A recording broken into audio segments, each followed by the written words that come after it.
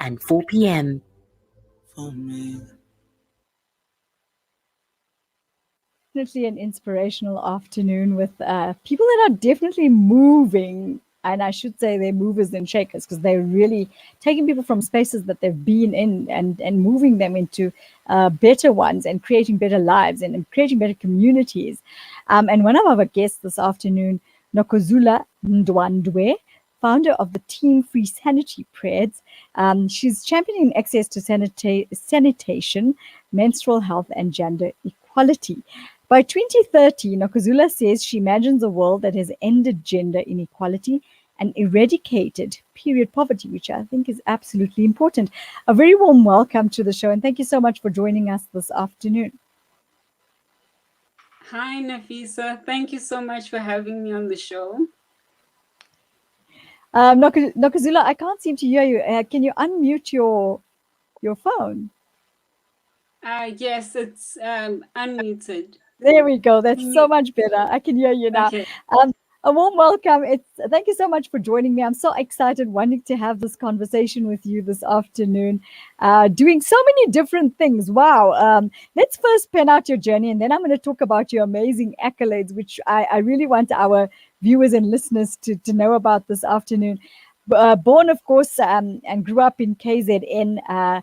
Tell us a little bit about your origination and what it meant for you, and then, of course, a little bit later, we can pan out then the birth of Team Free Sanitary Pads and how that came to fruition. Hi, I am Nokuzola Ndwandwe, a South African activist for menstrual health and hygiene management. I was born and raised in Durban, South Africa. Growing up in Durban was amazing, especially because I love the beach. So I could always just pop by at Suncoast Casino and enjoy some time at the beach with friends. And also, having gone to schools such as Moristella, which overlooks the sea. Mm. My school life was a bonus because I'd always get to enjoy the view of the sea and to also enjoy the sea breeze in the mornings. So it was very therapeutic for me. Also, Mm. traveling back and forth from northern KwaZulu-Natal, the rural areas where my grandparents reside, and back to Durban was also very therapeutic because I'd get to experience game life and Mm. which the areas near the Mfolozi Hluhluwe Game Reserve. So it made me realize that we actually live in a very beautiful country. South Africa is a very beautiful country. Most definitely. Let's talk about the birth of your most important thing, which is, of course, Team Free Sanitary Pads. How did this take place? I mean, you're a menstrual health activist, which I think is very important. A lot, as we know, there's a dire situation as far as that goes. At the moment, there's many other people also trying to make differences as far as this aspect is concerned. Team Free Sanitary Pads started from having experienced my own menstrual health stigmas in my own personal life.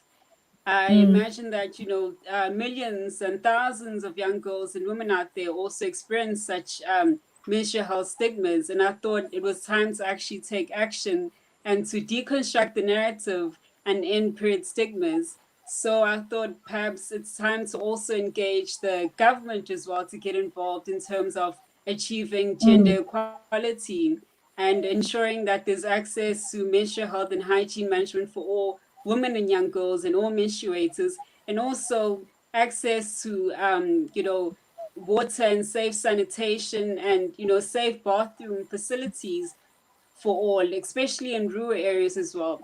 So I also thought that it's also time to change mentalities across all socioeconomic spheres in society.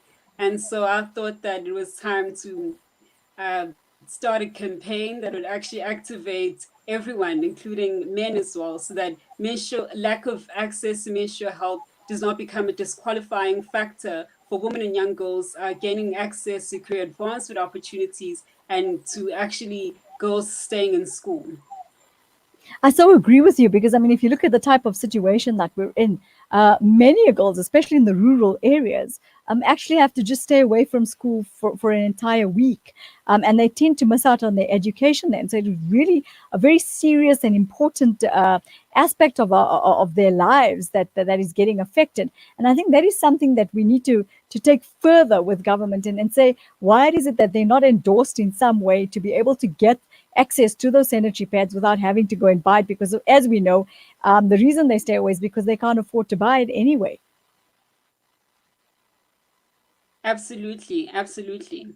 And so I felt that, we should also engage the young girls who do not have access to these facilities, to also activate them as well, to also take charge of their bodies, to also take charge of their futures, to take charge, and be able to speak up and to raise awareness of the fact that, listen, President Cyril Ramaphosa, listen, Minister Tito Mboweni, we are being disadvantaged here by the fact that we do not have access to menstrual health and hygiene Mm. management, which is keeping us away from school, which means that we are forever going to be stuck in the vicious cycle of poverty, especially in the rural areas. So it's time for action. It's time to activate everyone, including those who are also impacted adversely by lack of access to menstrual health and hygiene management.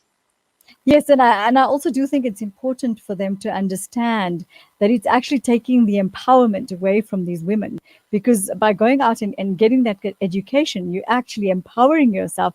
So it's actually taking a step back. So they're having to understand that they need to create a budget for that.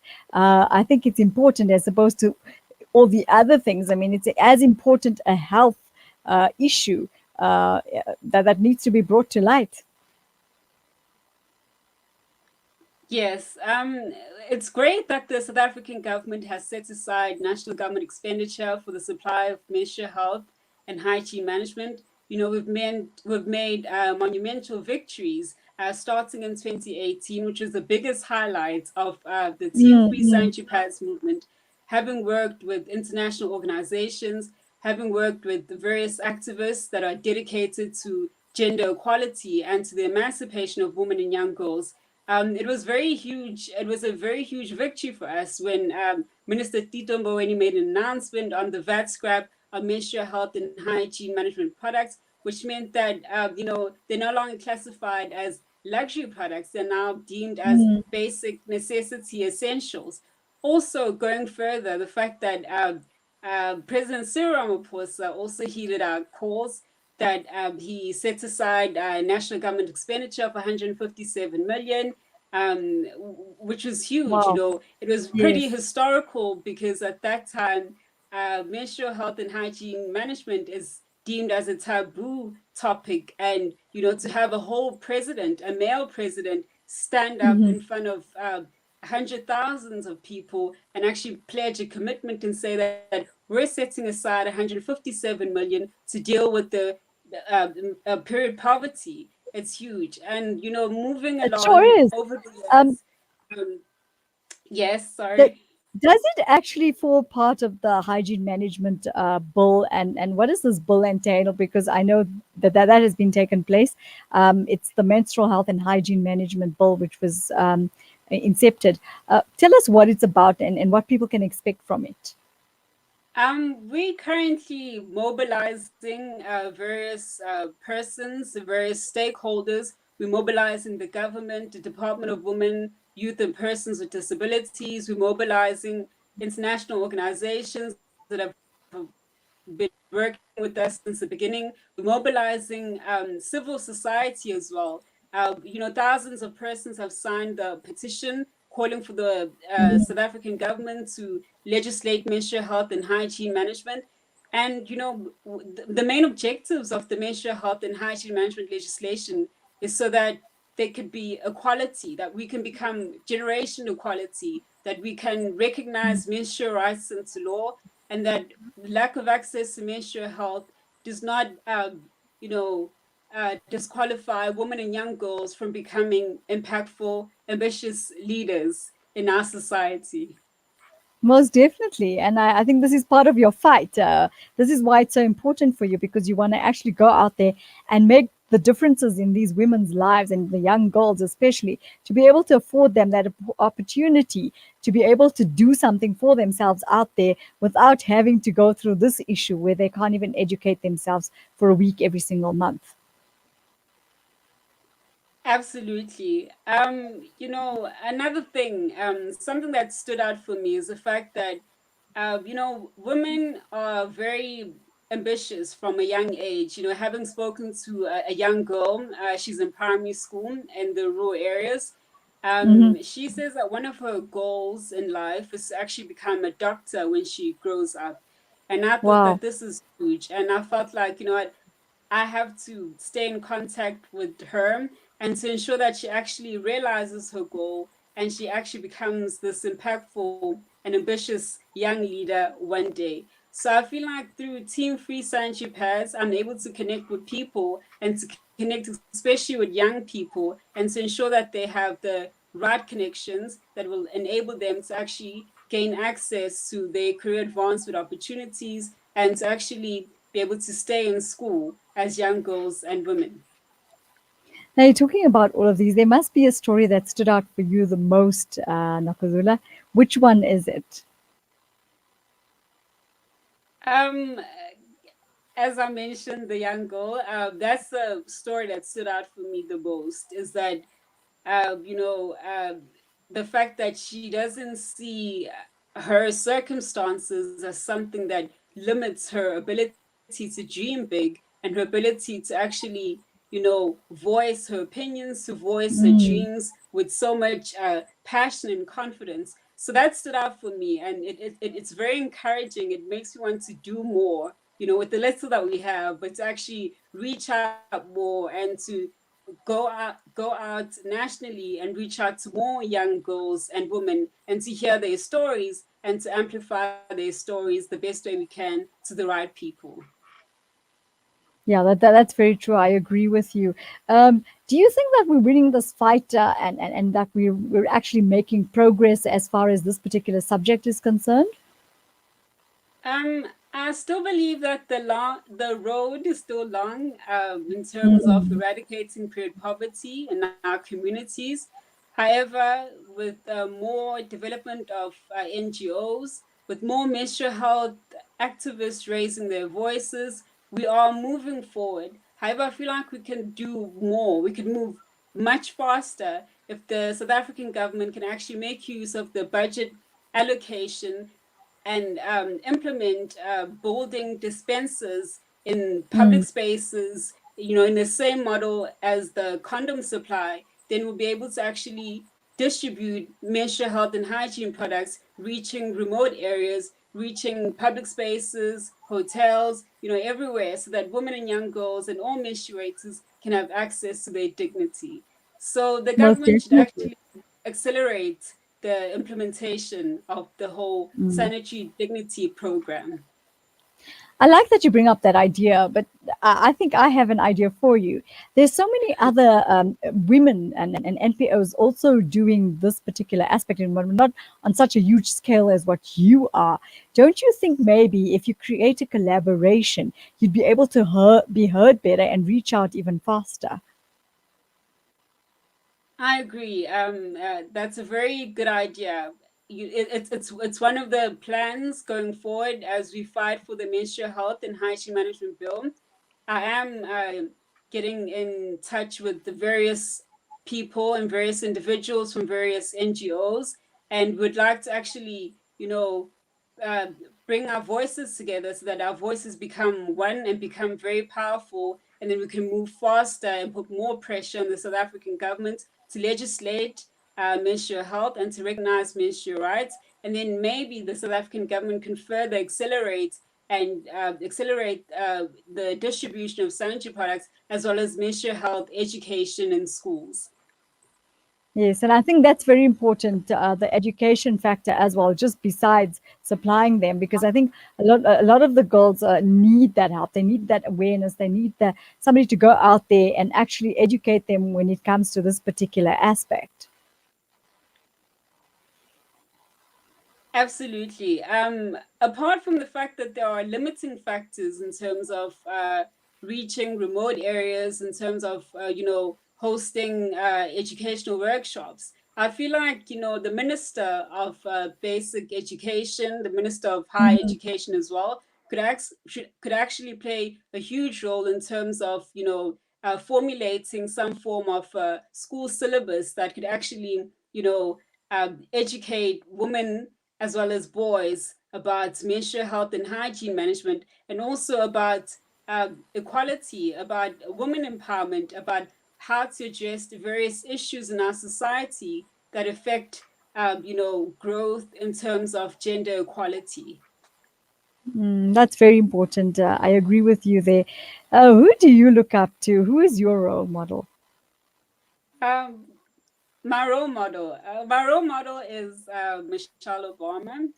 I think she's very inspiring. I like how she conducts herself, her mannerism, the way she speaks as well, her journey into becoming the First Lady of the United States during the tenure of Barack Obama, her dedication to philanthropy, her dedication to the community, her her ability to lead in a very humble manner and to connect with people from various parts of the globe. That's very inspiring, and it encourages me to do more with the little that I have and where I am, and to, to commit myself to being a humble servant of the people. Okay, we're going to go for a quick break, but before we do, I'm going to leave you to think about something. I want to know, what legacy do you want to leave behind? But we're going to get that answer from you after this break. This Ramadan, can we still feel the heartbreak, the grief, the pain? Islamic Relief needs you to keep feeling, because the believers are like one body. When any part aches, the whole body aches. Feel their pain.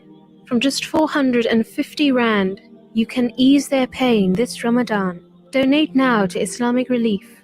Visit www.islamic-relief.org.za.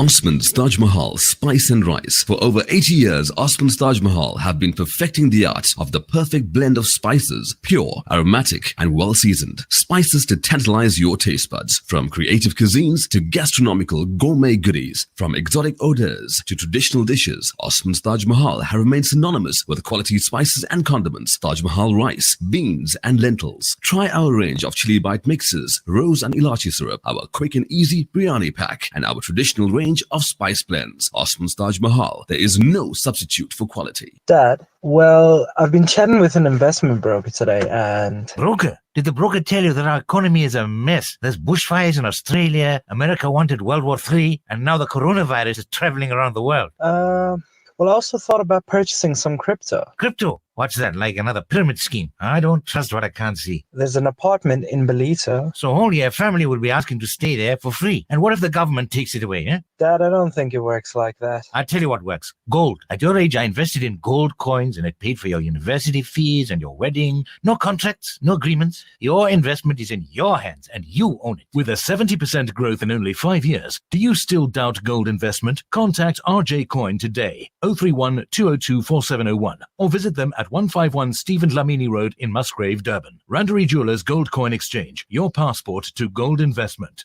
Give charity without delay, for it stands in the way of calamities. For child-headed households in Bloemendal in the Eastern Cape, a daily diet consists of white bread and a carton of cheap juice or sugar water, known locally as the poppy water diet. Make a difference to that one child or family. The Al-Fida Foundation has over the past 13 years worked on the ground and gathered the largest database in the Eastern Cape region of Muslim zakah recipients. Phone our offices at 041 484 1288 or visit our website at www.alfida.co.za. The Al-Fida Foundation, your social investment partner in the Eastern Cape.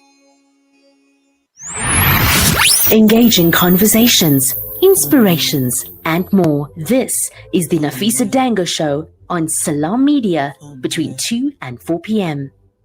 For me. Welcome back, and I'm speaking to a very phenomenal woman. Her name is Nokuzola Ndwandwe. Welcome back. I asked you a question before we left, but before you actually answer it, I quickly want our listeners to know that you've won the 50 most powerful women male and guardian in 2020, the top 200 young South African male and guardian finalists for 2020, the South African activist for menstrual health and hygiene management, the Cell C Girl brand campaigner for the emancipation of women and girls, giving them access to endless opportunities. And in 2018, you worked with Unilever brand Domestos Flush Forum campaigner as part of eradicating pit latrines in schools for WASH South Africa, the menstrual health and hygiene management, worked with Global Citizen Org and Team Free Sanitary Pads on the MHM WASH, youth advocate, menstrual health and hygiene management, and visionary global citizen.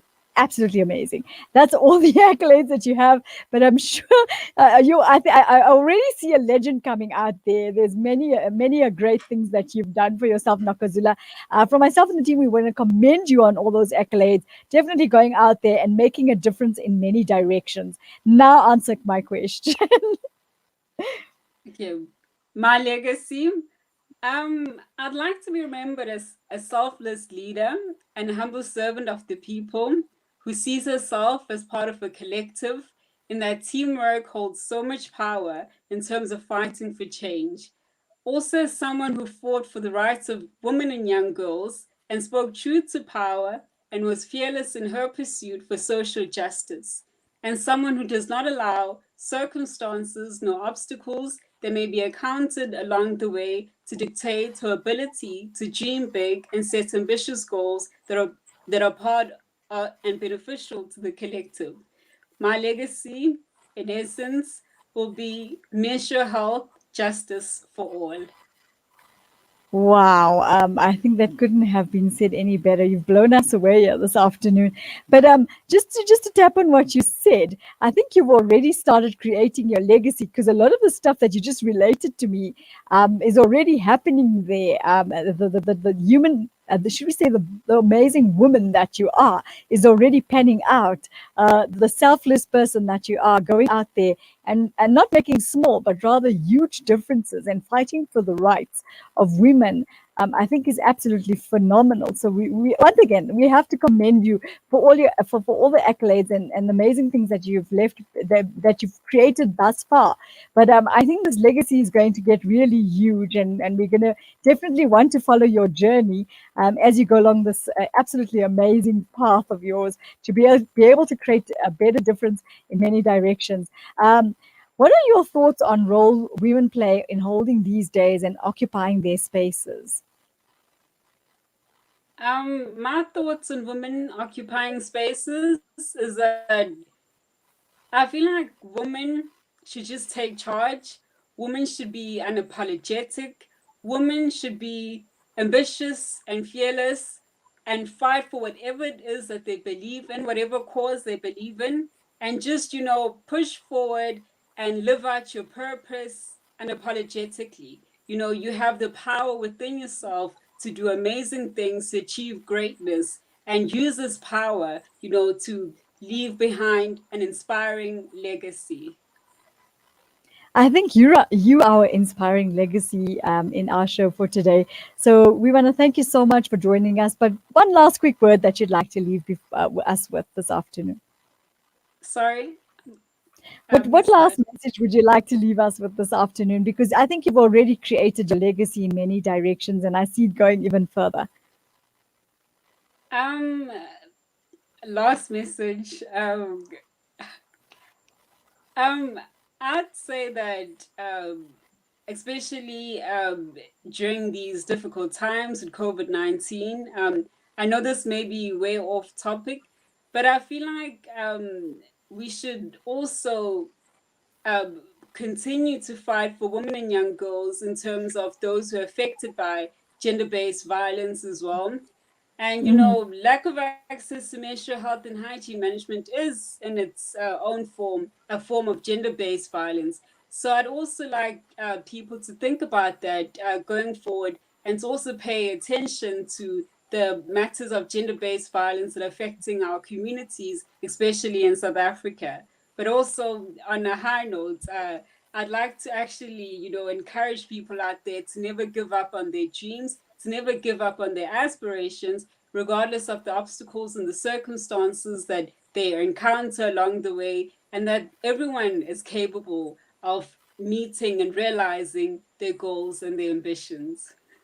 Thank you so much. That was absolutely phenomenal. An inspiration to us as well. Wishing you all the best and commending you in many directions from myself and the team. And of course, we're going to be following your journey. So you take care and all the best, and wishing you nothing but success going forward. Thank you so much, Nafisa, and thank you so much to the Salam Media family. You've been my very my very strong support system, and I'm very grateful for it. I'm very grateful for that, and I hold you guys close to my heart. And yes, I hope to actually make you very proud as the Salam Media family. You have already, and we're definitely going to be following your journey. Take care and all the best for the future. Thank you. Bye-bye. Nokuzola Ndwandwe, what an amazing woman. And I definitely see her creating loads of legacies, legends, and making her mark here in South Africa and going further. We're going to go for a quick break. Stay with us. We're going to be back with Ramadan around the world.